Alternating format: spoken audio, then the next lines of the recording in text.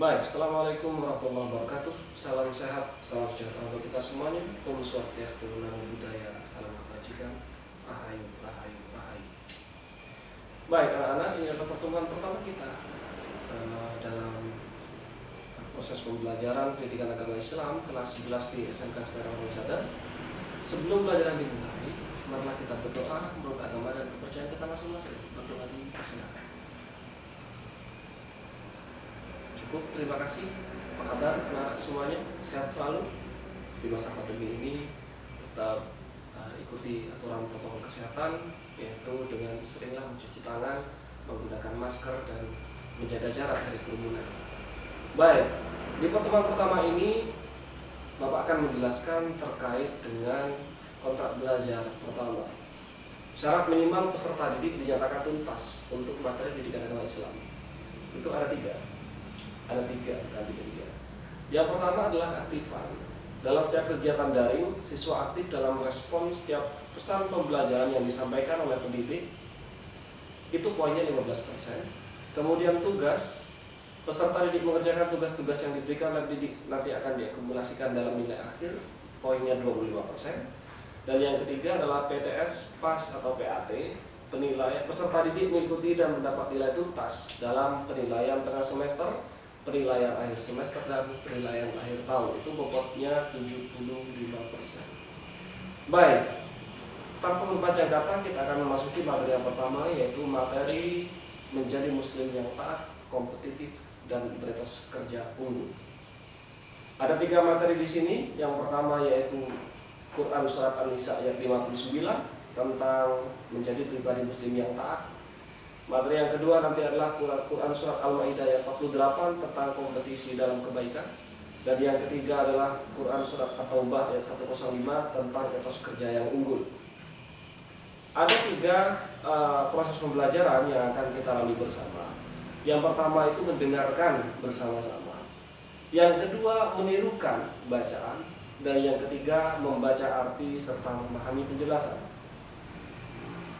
Baik. Dari materi yang pertama ini, target-target yang sekiranya harus dicapai oleh peserta didik setelah kemudian mengikuti pembelajaran adalah secara kognitif, peserta didik dapat membaca, mengartikan, dan memahami surat-surat tersebut. Secara afektif, peserta didik dapat mensimulasikan dan menunjukkan contoh sikap menjadi pribadi yang taat, berlomba dalam kebaikan, dan etos kerja unggul.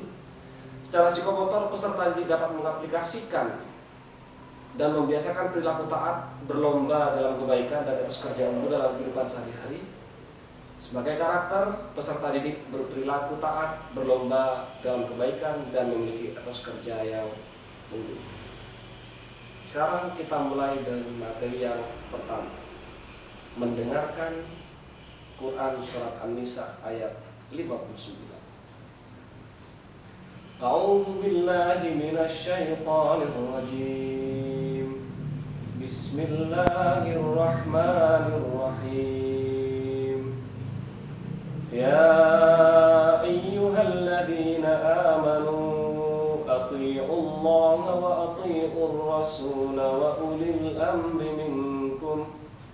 Fa in tanaza'tum fi syai'in farudduhu ila Allahi war rasul in kuntum tu'minuna billahi wal yawmil akhir.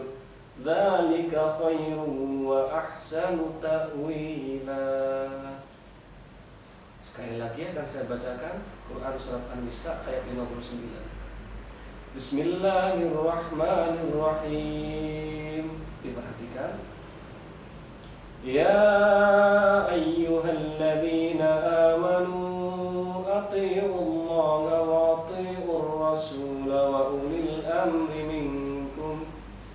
Fa in tanaza'tum fi syai'in farudduhu ila Allahi war rasul in kuntum tu'minuna billahi wal yawmil akhir. Dzalika khairun wa ahsanu ta'wila. Baik, sekarang giliran Anda menirukan setelah saya membacakan. Silakan Anda menirukan apa yang saya baca sambil mengamati materi yang sudah Bapak share di ibu. Bismillahirrahmanirrahim. Ya ayyuhalladzina amanu atii'ullaha wa atii'ur rasul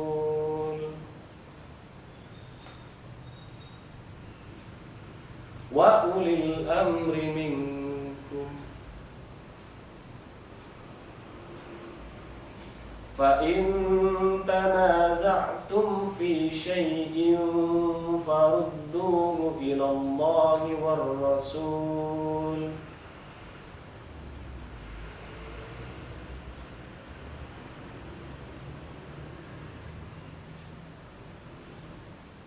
in kuntum tu'minuna billahi wal yawmil akhir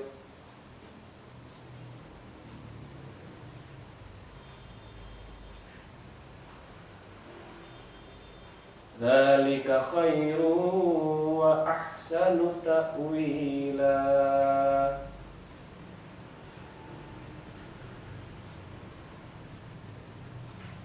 Shadaqallahul azim. Baiklah, tapi pasti silakan nanti diulang-ulang dan dipelajari tentang surat An-Nisa ayat 59.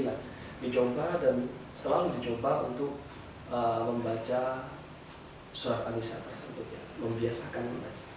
Baik, kemudian yang berikutnya adalah membaca arti dan mencoba memahami Quran surat An-Nisa ayat 59.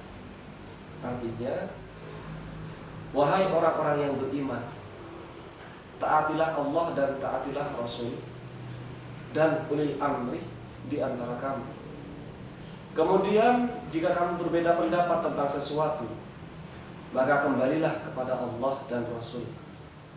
Jika kau beriman kepada Allah dan hari kemudian, yang demikian itu lebih utama bagimu dan lebih baik akibatnya. Catatan penting untuk surah An-Nisa ayat 59 ini, bahwa ayat ini hanya ditujukan kepada orang-orang yang beriman, orang-orang yang beriman kepada Allah Subhanahu wa taala dan Rasulullah SAW. Hal ini ditujukan dengan kalimat ya ayyuhalladzina amanu. Ini secara spesifik, secara khusus dikhususkan kepada wahai orang-orang yang beriman.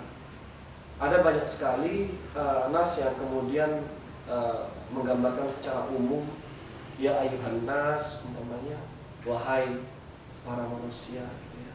Wahai manusia. Tapi ini An-Nisa 59 lebih spesifik ya ayyuhalladzina amanu, wahai orang-orang yang beriman. Ada beberapa istilah penting dalam ayat yang tadi. Yang pertama adalah taat. Yang disebut dengan taat itu adalah menjalankan perintah dan menjauhi larangan. Yang kedua yaitu Al-Quran. Apa itu Al-Quran? Al-Quran adalah firman Allah yang diturunkan kepada Nabi Muhammad SAW sebagai pedoman hidup bagi umat manusia. Yang ketiga adalah hadis. Apa itu hadis? Segala sesuatu yang bersumber dari Rasulullah SAW, baik berupa perkataan, perbuatan, ataupun ketetapan.